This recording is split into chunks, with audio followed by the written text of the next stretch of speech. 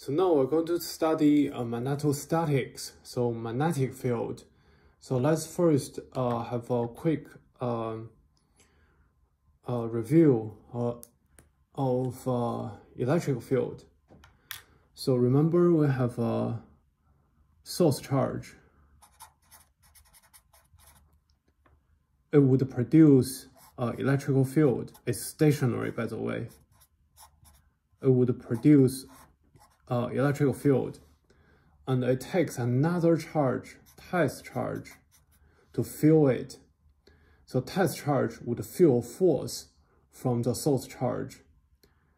And then Coulomb's law tells us how much force the test charge would fill. Alternatively, we have Gauss' law that help us to calculate the field easier, where we have a Gaussian surface. Suppose we have a surface, a closed surface, and the flux, so the amount of field that cross the closed surface. So the flux, the amount of field that cross the closed surface, is determined by the total amount of charge inside. So if we know how much charge we put inside, and if we can find a Gaussian surface where at every point the magnitude of E is the same, and the direction of E is just perpendicular to the surface, then we can directly calculate the electrical field very easily, especially if we have a lot of charge inside, like there is a distribution, line distribution, surface distribution, or volume distribution inside. So now, what is magnetic field? So first of all,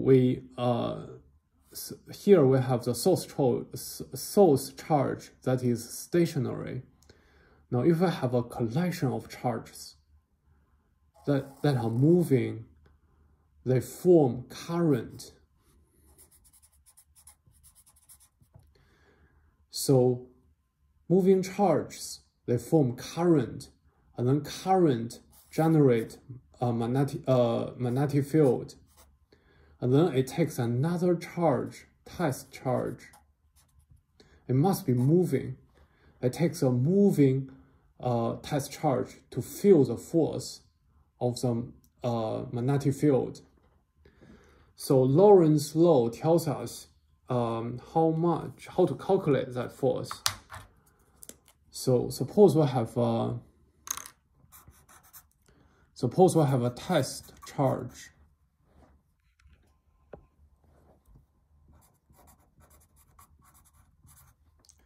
So we have Q, which is the test charge, and the velocity of the test charge is V. Then the magnetic force equals to Q V cross B. So it's fairly easy to remember. QVB is really easy to remember. So if we also have electric field here, the total force would equal to Lorentz Coulomb's law, QE, and then Lorentz force law, VB, V cross B. So this is total force. So a few observations here. First of all, if I place a charged particle in the magnetic field, what happens? What would the charge feel? It wouldn't feel anything. Magnetic field wouldn't produce a force to a stationary charge.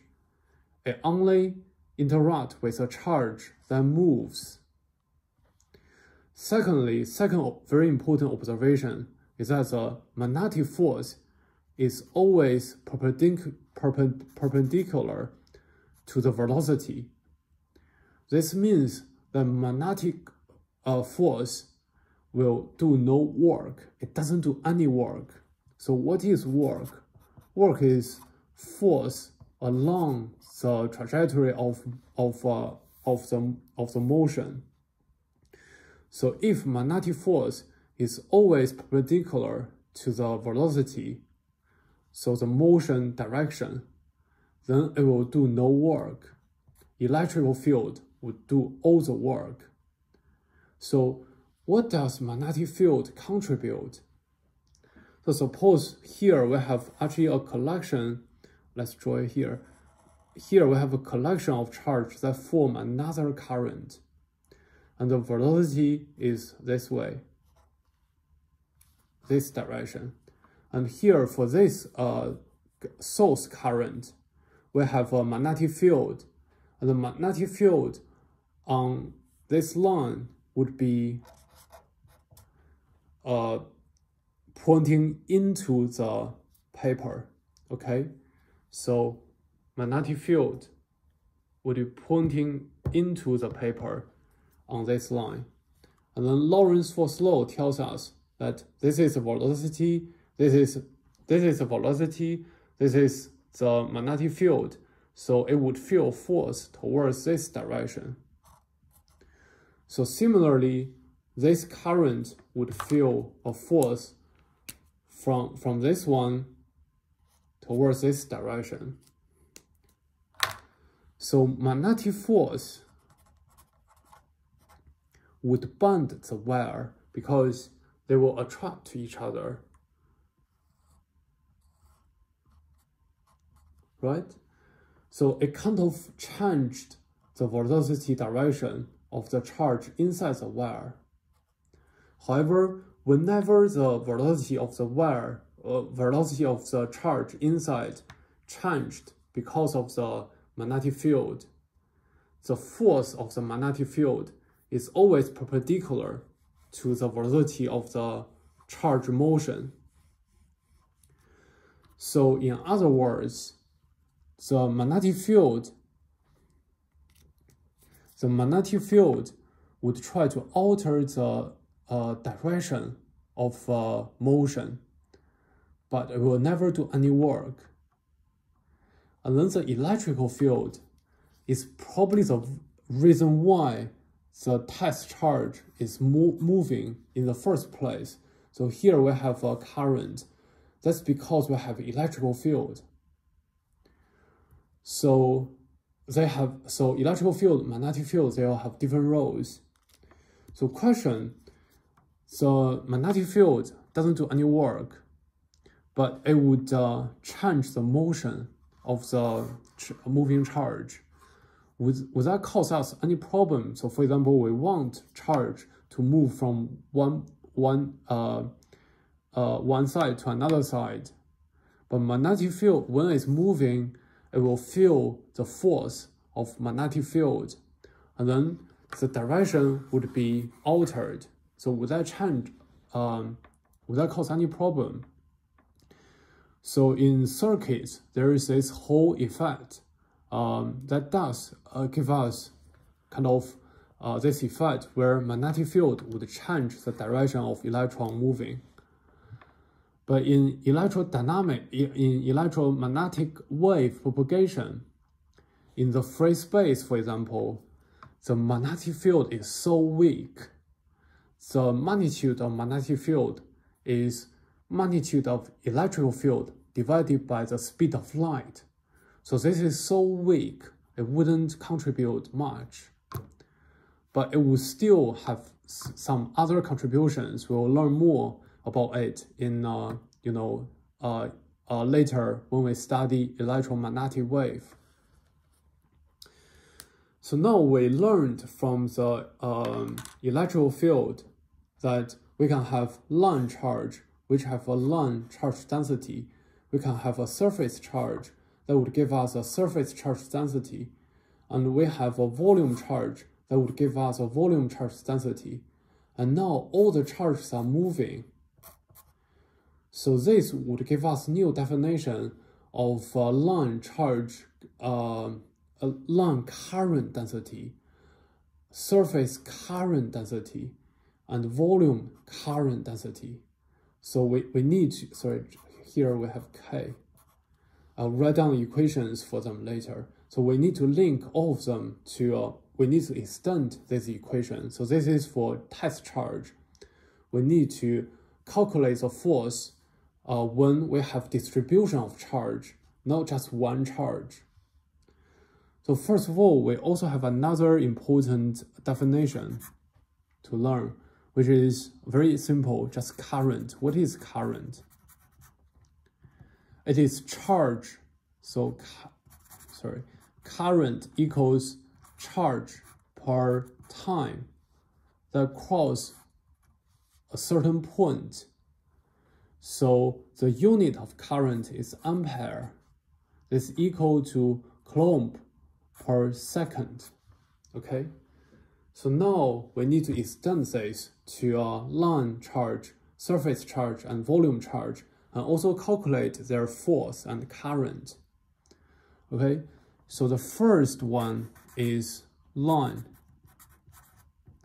So from electrical field, we learned that for line charge, we have line charge density, which is lambda. So now we have a density that moving with a velocity v. So we define line current density I equals lambda v. So this happens to equal to I. You'll see why. So line current density is the line density moving with a velocity. So now we need to calculate current.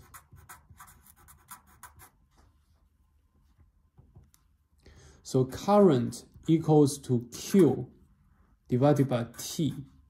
So for line charge, Q equals to line integral lambda dL T.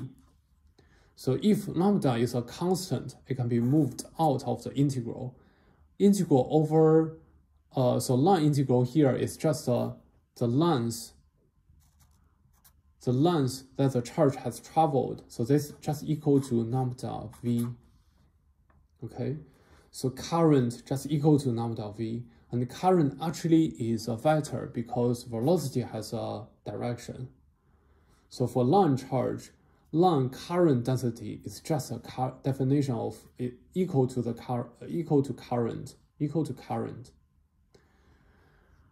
So, okay, so now we are ready to calculate the magnetic force, which equal to line integral V cross B, and then Q is lambda dL, right?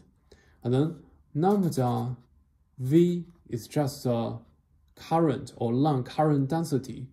So the magnetic force equals to I cross B.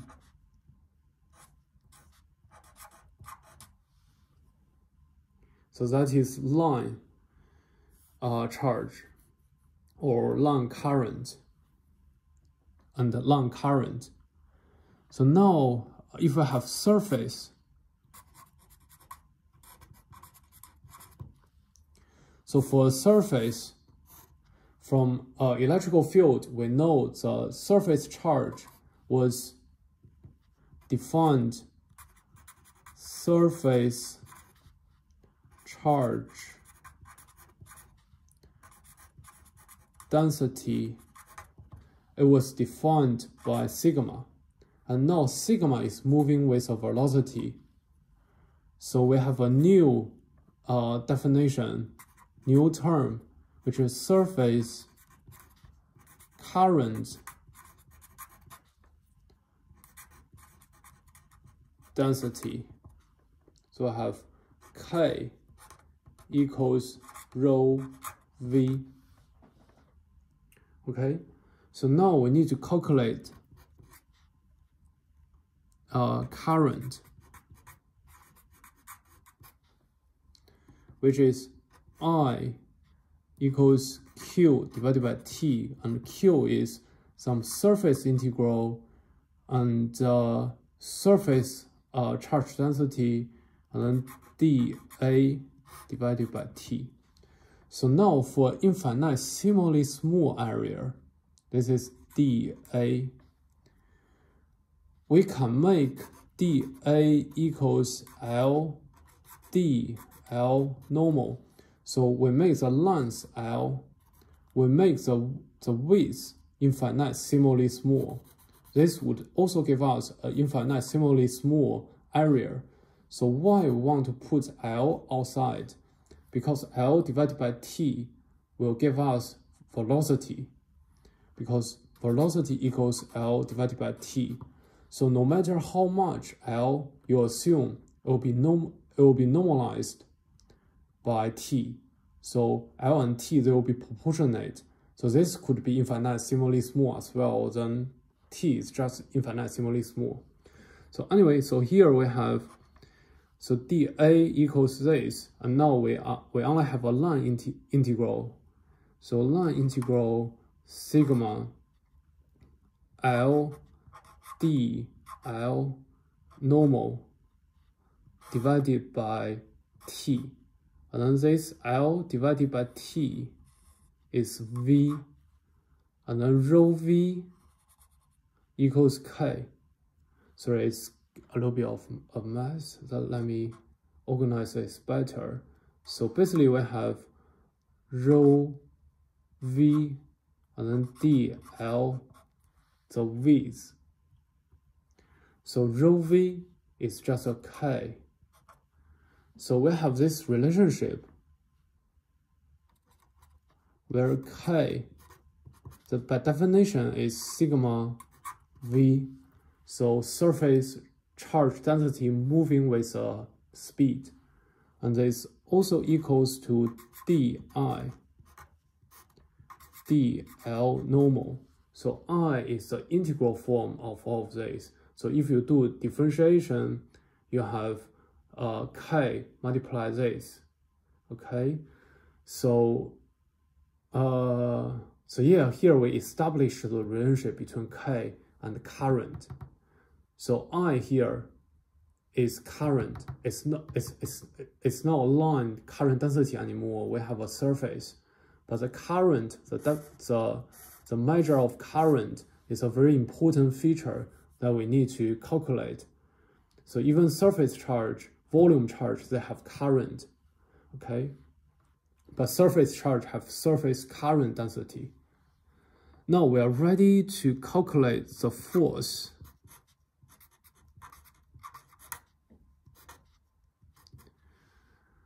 So magnetic force would equal to some volume integral. V cross B, and then rho d tau. Oh, sorry, I was ahead. Sorry. So surface, we are still on surface now. So surface. Anyway, so let me write it this way. So surface integral V cross B, and then rho dA, okay? So rho V just equal to K, so this equals to surface integral K cross B. I was thinking volume integral because I was thinking I'm going to do volume integral next. Do I have enough space here to do it? But anyway, I hope you follow here. So we are still on surface here. So next we are going to do guess what? Volume. So if I have, a volume of something,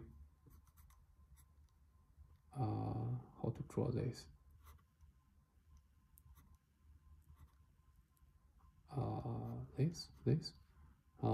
Yeah, let's just call it a volume of something. And then we know the volume density is rho. So volume charge density by definition is rho. And now we have a new definition. So rho moving with a velocity, we have volume current density, which is J equals rho V. So the charge density moving with velocity, so that's current. So now we want to calculate current again. This current, this guy. So current I equals Q divided by T, and Q is some volume integral rho d tau divided by T. So now d tau, can you see? Oh, you can see. So d tau equals to L d A. So this is cross section. So cross section, we can make the cross section infinitesimally small.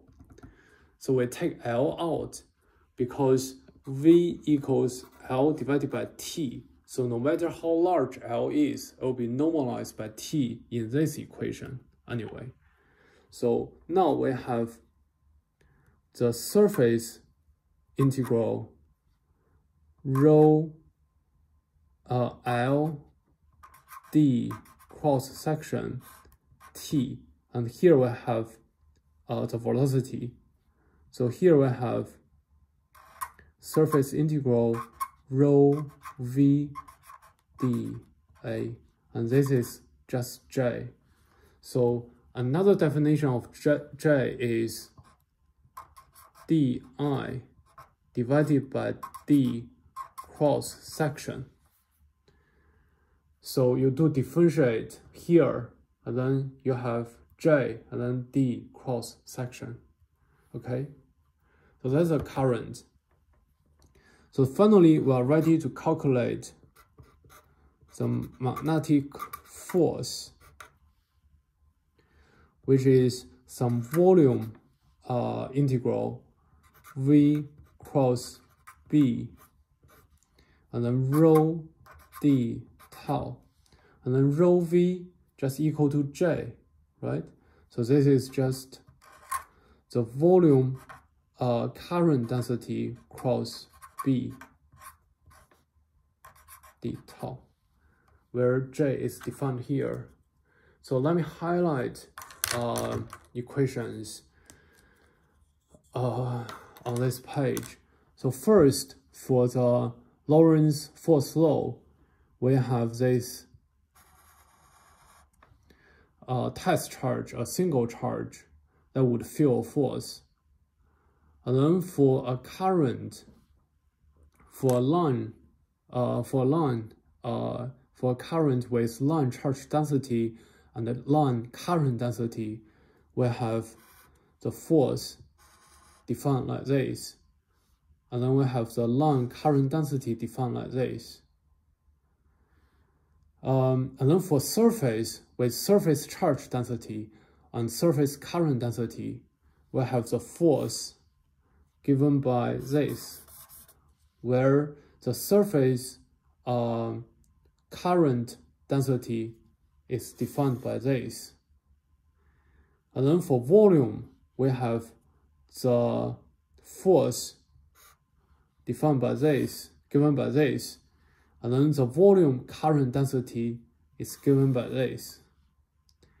And then the overall thing, so when we have electrical field as well, the overall force, this is also very important. We have also need to take into account the electrical field.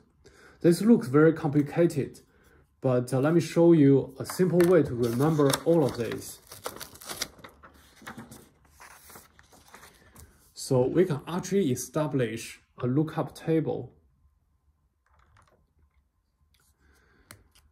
So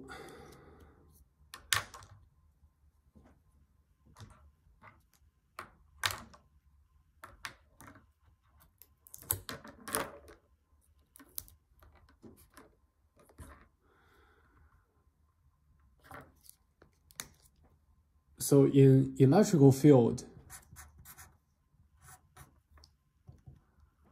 we know the total charge. If it's a point charge,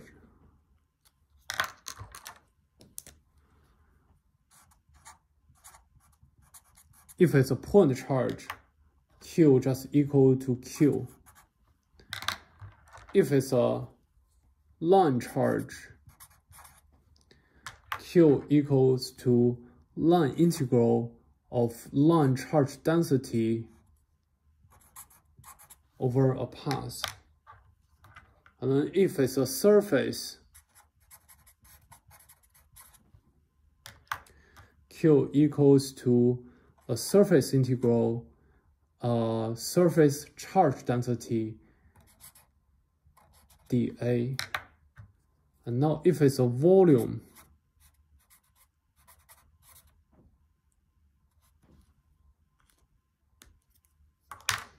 we have the total charge equals to a volume integral, volume charge density d tau. Okay.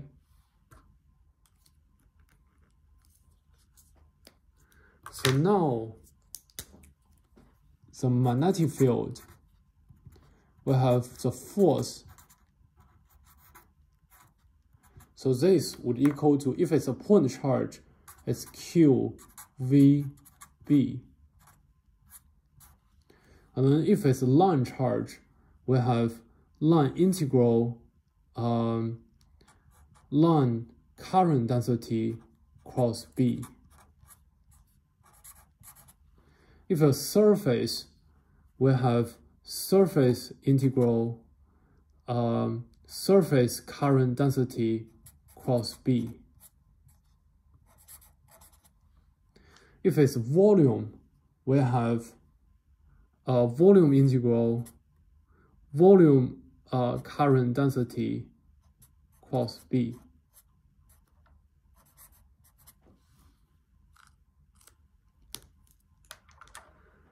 So now it looks really, really clear.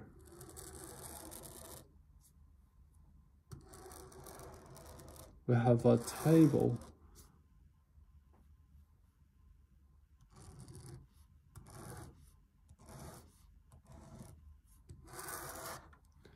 Okay, so here we have charge, point charge, and then we have line charge density, and then we have the line current density. We have surface charge density, we have surface current density, we have volume charge density, we have volume current density. So I hope this helps. Okay.